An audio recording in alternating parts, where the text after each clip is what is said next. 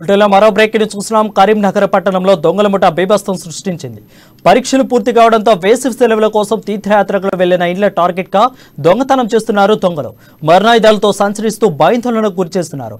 దొంగలు సంచరిస్తున్న వీడియో స్థానిక సీసీ కెమెరాలో రికార్డ్ అయ్యాయి.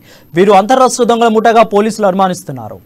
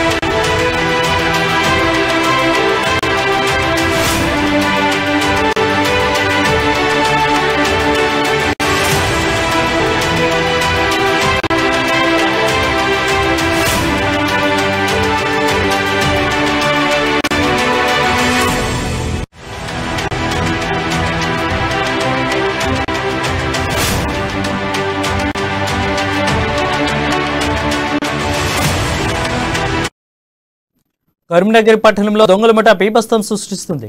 పరీక్షలు పూర్తి కావడంతో వేసవి సెలవులకు కోసం తీర్థయాత్రలకు వెళ్లిన ఇళ్ల టార్గెట్ గా చేసుకుని దొంగతనాలు చేస్తున్నారు దొంగలు. దీనిపై మరింత సమాచారం మా ప్రతినిధి శ్రీకాంత్ అందిస్తాడు. శ్రీకాంత్, చెప్పండి. Thank you Varun.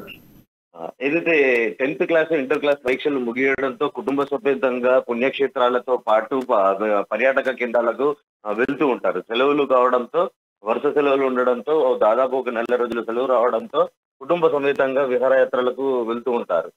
ఇదే అదునుగా భావించిన కొందరు దొండగులు రాత్రి వేళలో గస్తీ తిరుగుతూ తాళాలు వేసి ఉన్న ఇంట్లను గమనించి రెక్కి నిర్వహించి దొంగతనాలకు తెగబడతారు.